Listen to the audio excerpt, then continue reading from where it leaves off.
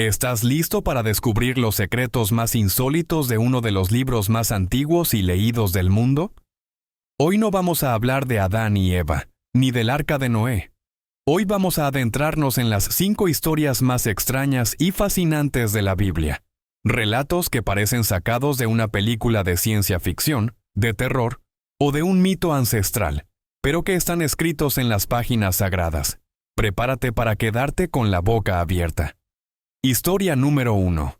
El profeta que fue tragado por un pez gigante. Esta es, sin duda, una de las historias más impactantes y conocidas de la Biblia. Pero detrás de la imagen clásica de un hombre dentro de un pez, hay mucho más que una anécdota sorprendente. Hay drama, desobediencia, miedo, redención y un profundo mensaje espiritual. Nos situamos en el libro de Jonás, capítulo 1. Dios le habla directamente a Jonás, un profeta hebreo, y le da una misión muy clara. Debe ir a la ciudad de Nínive, una ciudad pagana, violenta y enemiga de Israel, para advertirles que su maldad ha llegado al límite y que serán destruidos si no se arrepienten. Pero Jonás no quiere obedecer. ¿Por miedo? ¿Por orgullo? ¿Porque no cree que los ninivitas merezcan el perdón de Dios?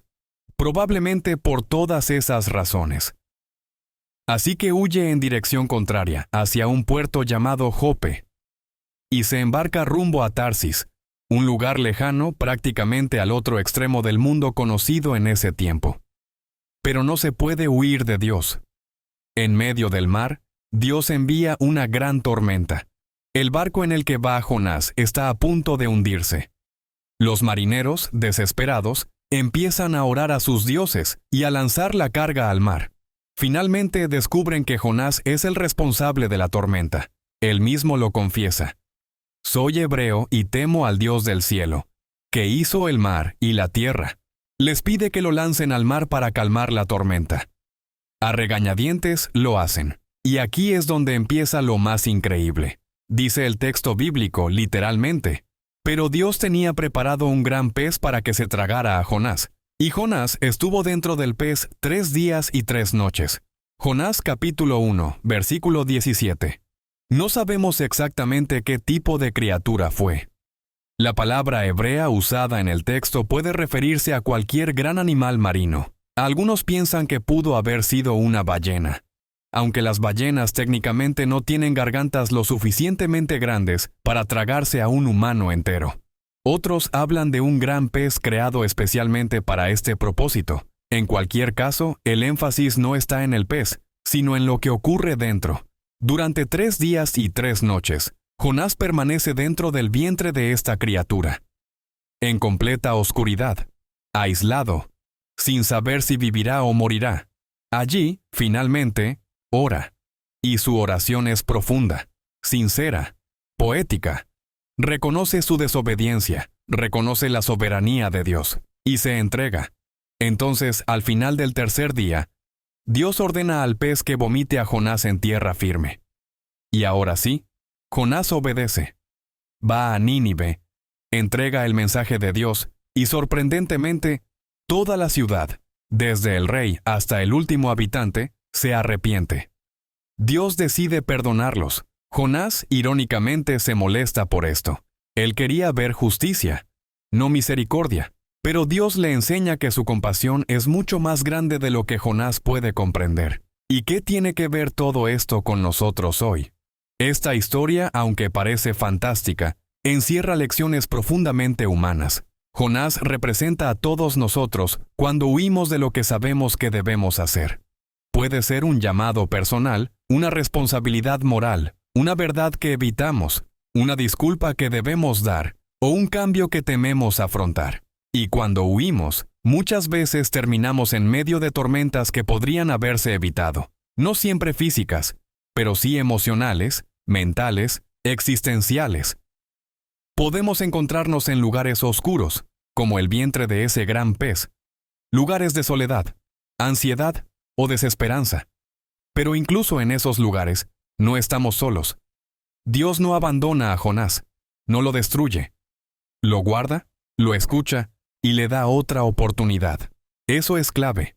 La historia de Jonás es una historia de segundas oportunidades, Y también es un recordatorio de que lo que tememos no siempre es lo peor que nos puede pasar. A veces, cumplir con nuestro propósito, enfrentar lo difícil, decir la verdad o hacer lo correcto, es lo que nos libera, lo que transforma a otros y lo que transforma nuestra vida. Así que la próxima vez que te sientas atrapado, recuerda, hasta en lo más profundo y oscuro, hay oportunidad de cambio. Solo hace falta mirar hacia arriba, como hizo Jonás, y decidir volver a empezar. Historia número 2. El burro que habló. De todas las historias insólitas de la Biblia, esta podría parecer una escena sacada de una película animada, como si fuera algo gracioso o imposible. Pero no es una fábula, no es una parábola. Es un relato que forma parte del texto bíblico literal, y se encuentra en el libro de Números, capítulo 22. Aquí conocemos a un personaje peculiar, Balaam, un profeta o adivino extranjero. No israelita, pero con una curiosa conexión con Dios. En este momento de la historia bíblica, el pueblo de Israel ha salido de Egipto y está avanzando por el desierto hacia la tierra prometida. Durante ese trayecto, llegan cerca del territorio de Moab, y el rey de esa región, Balac, se asusta al verlos tan numerosos. Entonces Balac manda llamar a Balaam para maldecir al pueblo de Israel. Quiere usar el poder espiritual de Balaam para detenerlos. Aquí empieza lo extraño. Balaam consulta a Dios, y Dios le dice que no lo haga, que no maldiga al pueblo, porque es un pueblo bendecido. Balaam obedece, pero Balac insiste, envía más emisarios, más promesas, más oro. Y finalmente, Dios le permite ir, pero le advierte, solo dirás lo que yo te diga. Balaam monta su burra, sí, una burra, no un caballo ni un camello, y parte hacia Moab. Pero Dios está enojado con él por su motivación, que no es del todo limpia. Aunque Balaam dice que obedecerá, en su corazón parece haber codicia, deseo de prestigio, tal vez una intención oculta de quedar bien con el rey. Entonces ocurre algo absolutamente increíble. Dios envía a un ángel para bloquear el camino, pero el ángel es invisible a los ojos de Balaam, no así para la burra. El animal ve al ángel con una espada en la mano y se detiene. Balaam, ciego a lo espiritual, no entiende por qué la burra se desvía y la golpea. Esto ocurre 3 veces. Cada vez que la burra ve al ángel, trata de evitarlo. Aplasta el pie de Balaam contra una pared y finalmente se echa al suelo. Balaam, furioso, vuelve a golpearla. Y entonces sucede lo que nadie espera. Dios abre la boca de la burra, y ella le habla a Balaam con claridad. ¿Qué te he hecho para que me hayas golpeado estas 3 veces? Balaam, en un momento que sorprende tanto como la escena en sí, le responde al animal sin inmutarse, como si estuviera acostumbrado a que los animales hablaran. Le dice que está enojado, que si tuviera una espada, la mataría. La burra le responde con lógica. ¿Acaso no he sido tu burra toda la vida? ¿Alguna vez me he comportado así? Balaam admite que no. En ese momento Dios le abre los ojos a Balaam, y finalmente ve al ángel del Señor bloqueando el camino, con una espada desenvainada. Entonces se postra, se arrepiente, y reconoce su error. ¿Qué significa esta historia? ¿Y por qué es tan importante? Este relato no solo es extraño por lo que ocurre, un animal que habla, sino por la ironía profunda que contiene. El profeta, el hombre que supuestamente tiene visión espiritual, no puede ver lo que ve un animal. Está tan enfocado en su camino, en su interés personal, que ha perdido la sensibilidad espiritual. La burra, un ser considerado inferior, sin inteligencia, se convierte en la voz de Dios. Dios usa lo débil para corregir a lo sabio, usa lo inesperado para detener al orgulloso, y eso nos lleva a la gran lección de esta historia. ¿Cuántas veces seguimos avanzando por caminos que sabemos que no están bien, solo porque nos conviene o porque estamos cegados por nuestras metas personales? ¿Cuántas veces ignoramos señales, personas, palabras, situaciones que están claramente tratando de frenarnos antes de caer en algo que nos dañará? Balaam representa al ser humano moderno, inteligente, religioso, aparentemente conectado con Dios, pero que muchas veces no escucha. Está tan ocupado cumpliendo con su agenda que no reconoce cuando Dios le está diciendo, detente. Este no es el camino. Y lo más importante, Dios puede hablarnos de formas que no esperamos. A veces no será una voz divina, ni un milagro espectacular. A veces será una persona que normalmente ignorarías, una circunstancia incómoda, un cambio de planes, incluso una burra, una situación absurda que interrumpe tu trayecto. La pregunta es, ¿estás escuchando? ¿O estás tan enfocado en tu ruta que has dejado de ver al ángel en el camino? Esta historia no solo es sorprendente por lo raro que suena, es profundamente humana, porque todos en algún momento somos como Balaam, con un camino por delante, una advertencia ignorada y una lección que aprender. Historia número 3. El profeta que ascendió al cielo en un carro de fuego. Imagina esta escena. Un hombre de barba larga, túnica desgastada por los años y los desiertos. Camina con otro joven a su lado. El cielo está cargado de algo invisible, como si el aire supiera que va a ocurrir algo que romperá las reglas de la naturaleza. Y de repente, un torbellino aparece. Un carro de fuego con caballos encendidos en llamas desciende del cielo, separa a los dos caminantes y se lleva al anciano en dirección a las nubes. No es una historia de ficción. Está en la Biblia. Esta escena ocurre en el segundo libro de los Reyes, capítulo 2, y el protagonista es Elías, uno de los profetas más poderosos y misteriosos del Antiguo Testamento. ¿Quién era Elías? Elías fue un profeta del reino del norte de Israel, en una época en que el pueblo se había alejado de Dios para adorar ídolos, especialmente al dios pagano Baal. Fue un hombre valiente, radical, temido por los reyes y amado por los humildes. Enfrentó solo a cientos de profetas falsos, desafió a la realeza corrupta, hizo descender fuego del cielo y fue testigo de milagros asombrosos, pero también fue humano. Sufrió depresión, soledad, miedo y dudas. Después de una vida intensa de servicio, Dios le hace saber que ha llegado su hora, pero no va a morir. En lugar de eso, Dios ha preparado algo completamente fuera de lo común. Elías viaja con su discípulo y sucesor, Eliseo, hacia el río Jordán. El viaje se convierte en una especie de recorrido final, como si cada parada fuera una despedida. En cada lugar, Elías le dice a Eliseo que se quede atrás, pero Eliseo insiste en seguirlo. Hay una tensión emocional en el aire. Ambos saben que algo está por suceder. Al llegar al río Jordán, Elías toma su manto, lo enrolla y golpea el agua. Las aguas se abren, y ambos cruzan en seco, como Moisés y el Mar Rojo, siglos antes. Y justo cuando terminan de cruzar, aparece un carro de fuego con caballos de fuego, y un torbellino separa a los dos. Elías es llevado al cielo vivo, sin experimentar la muerte. Solo otro hombre en toda la Biblia comparte ese privilegio: Enoc. ¿Qué significa todo esto? Este no es solo un momento espectacular. Es un momento lleno de simbolismo. El fuego, en la Biblia, representa la presencia de Dios, la purificación, el juicio, pero también la gloria. Elías no solo fue llevado al cielo, fue honrado, como si Dios mismo hubiera enviado una escolta celestial para recoger a uno de sus siervos más fieles. El torbellino representa fuerza, transformación, misterio. Y el hecho de que Elías no muera nos deja una pregunta abierta. ¿Dónde está ahora? ¿Volverá? De hecho, siglos después, muchos judíos esperaban su regreso como el heraldo del Mesías. Y en el Nuevo Testamento aparece en la transfiguración de Jesús, junto con Moisés, hablando con él.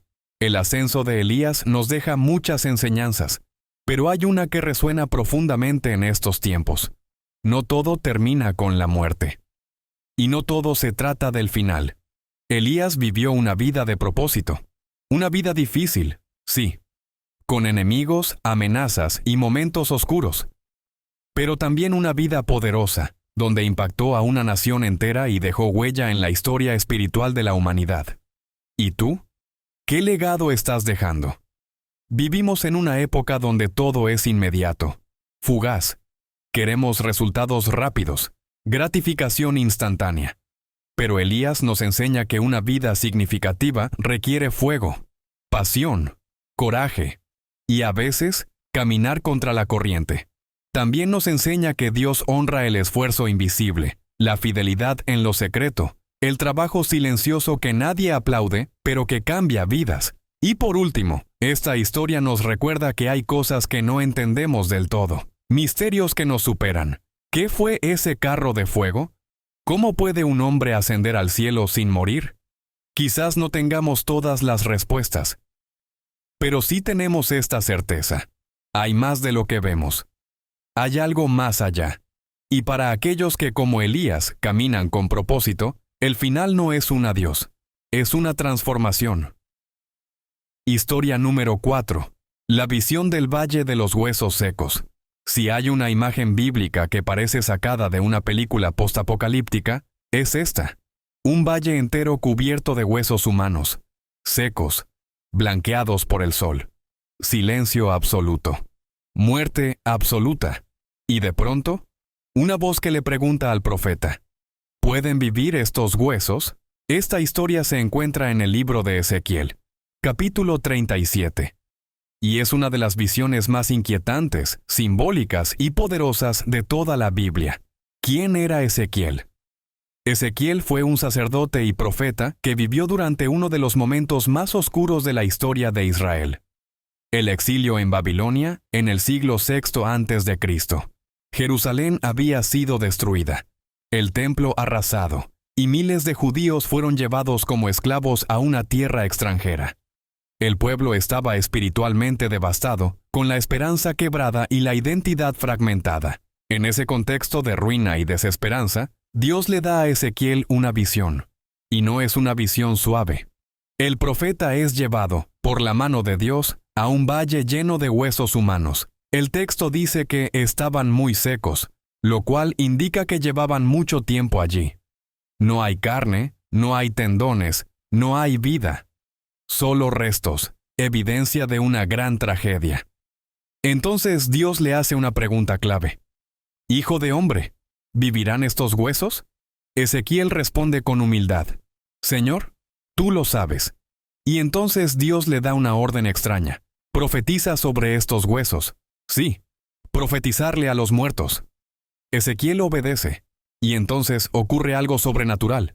Los huesos comienzan a moverse, a unirse entre sí, hueso con hueso. Luego aparecen los tendones, la carne, la piel. Lo que antes era un valle de muerte, ahora está lleno de cuerpos, pero aún sin vida. Entonces Dios le dice que profetice al espíritu, al aliento, y cuando lo hace, el espíritu entra en ellos, y se levantan como un gran ejército en pie. Es en ese momento cuando Dios le revela el significado. Estos huesos son toda la casa de Israel. Dicen, nuestros huesos se secaron, pereció nuestra esperanza, y somos del todo destruidos. Pero Dios responde, he aquí, yo abro vuestros sepulcros, pondré mi espíritu en vosotros, y viviréis. Esta historia, aunque simbólica, no es solo un mensaje para el pueblo de Israel en el exilio. Es una declaración universal sobre el poder de Dios para devolver la vida donde solo hay muerte. Los huesos secos representan lo imposible, lo perdido, lo roto, lo que ya no tiene arreglo. Y Dios no solo muestra que puede reconstruir lo físico, el cuerpo, sino que su aliento, su espíritu, puede restaurar el alma, la identidad y la esperanza. ¿Cuántas veces sentimos que algo en nosotros ya está muerto? No hablamos solo de la muerte física. Hablamos de sueños que se secaron, de relaciones que murieron, de esperanza que se desvaneció. Momentos en los que miramos nuestra vida y lo único que vemos es un valle de huesos. La ansiedad, la rutina, las decepciones, los fracasos, todo puede llevarnos a pensar, ya no hay nada que hacer. Pero la historia del valle nos dice algo claro. Dios no necesita un cuerpo completo para empezar. Le basta con los huesos. Él puede tomar lo más roto, lo más seco, lo más olvidado, y convertirlo en vida nueva. Puede restaurar lo que tú diste por perdido. Puede levantar lo que tú enterraste. Y lo más importante, No lo hace solo con estructura externa. Primero forma los cuerpos, pero no hay vida hasta que entra el espíritu. Así también, podemos tener una vida organizada por fuera, apariencia de orden, pero estar secos por dentro, sin aliento, sin fuego, sin alma. ¿La solución?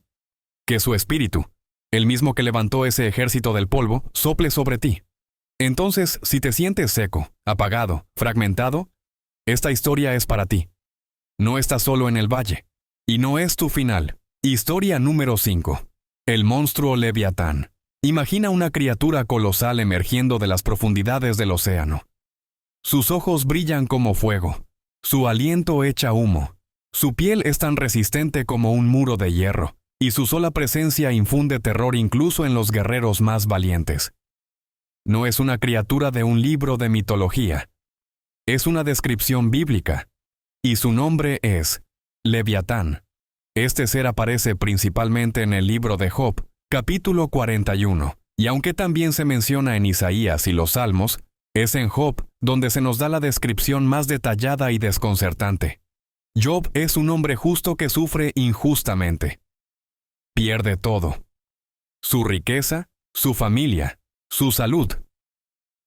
Y en medio del dolor, cuestiona a Dios. Sus amigos tratan de explicarle su sufrimiento con argumentos religiosos superficiales. Pero Job quiere respuestas reales. Entonces, después de muchos capítulos de silencio, Dios le responde con preguntas. Una de esas preguntas es: ¿puedes pescar al Leviatán con un anzuelo? Y lo que sigue es una descripción fascinante de una criatura tan poderosa, tan indomable, que nadie en la tierra puede controlarla. ¿Qué es exactamente el Leviatán? La descripción bíblica dice cosas como: de su boca salen antorchas, centellas de fuego brotan, de sus narices sale humo, como de una olla hirviendo. Su aliento enciende los carbones, y de su boca sale llama. Tiene escamas fuertes, cerradas como con sello apretado. Hace hervir el mar profundo como una olla. Deja una estela brillante tras de sí. Esto suena menos a un animal conocido y más a un dragón bíblico.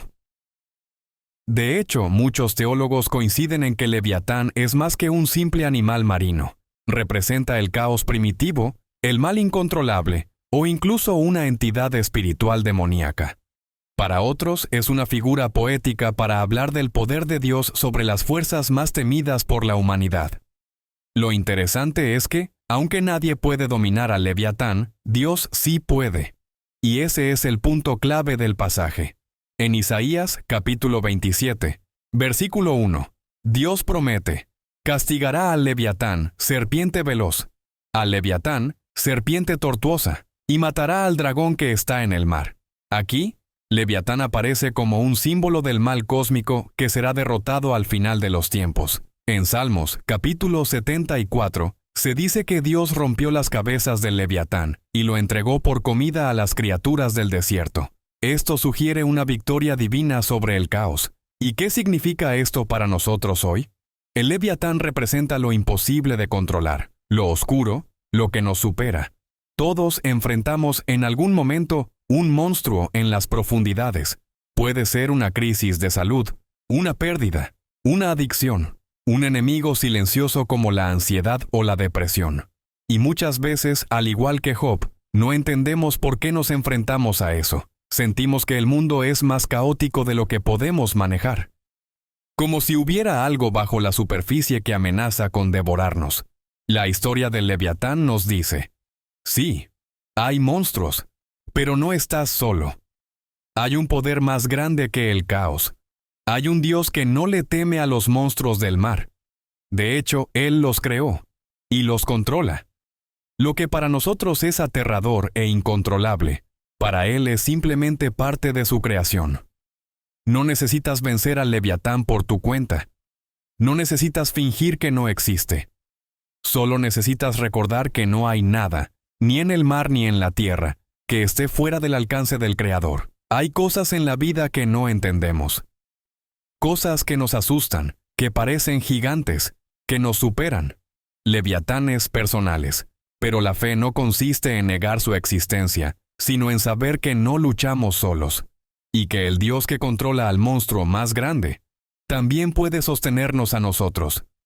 La Biblia no es solo un libro antiguo lleno de reglas y genealogías. Es un universo de historias que aún hoy nos sacuden, nos intrigan y nos hablan al corazón.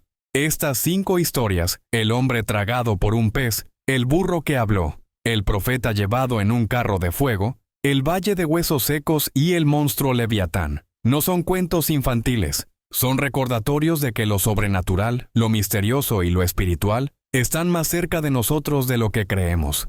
Y ahora que conoces estas historias, la pregunta es, ¿qué vas a hacer con ellas? ¿Te atreves a mirar más allá de lo literal? ¿A explorar el simbolismo, el mensaje oculto, la enseñanza personal que cada una encierra? Si este video te hizo pensar, te impactó o simplemente te sorprendió, suscríbete ahora mismo, porque esto es solo el comienzo. Dale, me gusta. Comparte este contenido con alguien que crees que necesita escucharlo y déjame en los comentarios cuál de estas historias fue la más fascinante para ti y cuál te gustaría que exploremos a fondo en el próximo video. Aquí hablamos de lo que muchos no se atreven a contar.